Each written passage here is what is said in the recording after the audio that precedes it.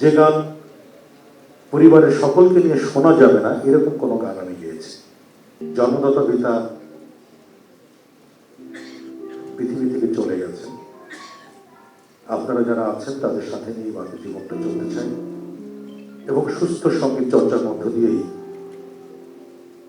চলতে চাই আপনাদের সাথে নিয়ে। এই 30 লক্ষ সাবস্ক্রাইবার কিন্তু আপনি দেখবেন আমার চ্যানেল ঘেটে অশ্লীল কোনো কথাবার্তি গান আমার নাই। আমি গান গেয়েছি প্রায় 3000-এর উপরে, সিনেমাতেও গিয়েছি প্রায় 1000 খানেক গান, কিন্তু আমার মনে পড়ে না যে আমি যে গান পরিবারের সকলকে নিয়ে শোনা যাবে না এরকম কোনো গান আমি গেয়েছি। এটি আমাকে শিক্ষা দিয়েছেন প্রথমত আমার বাবা, উনি শিক্ষক ছিলেন, 101 বছর বয়সে মৃত্যুবরণ করেছেন।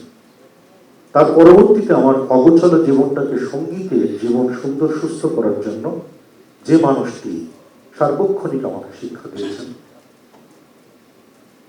মিল্টন খন্দকার।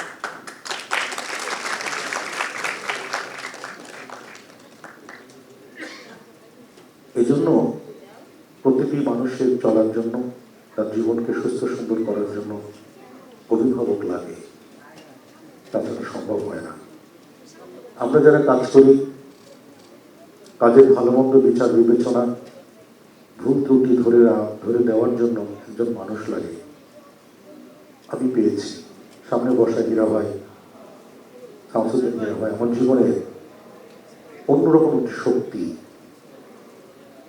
আফতাবউদ্দিন খান পাখি ভাই এবং অসংখ্য মানুষ ছিলেন যারা আমাকে তিল তিল করে আজকে এই জায়গায় আনতে সহযোগিতা করেছে।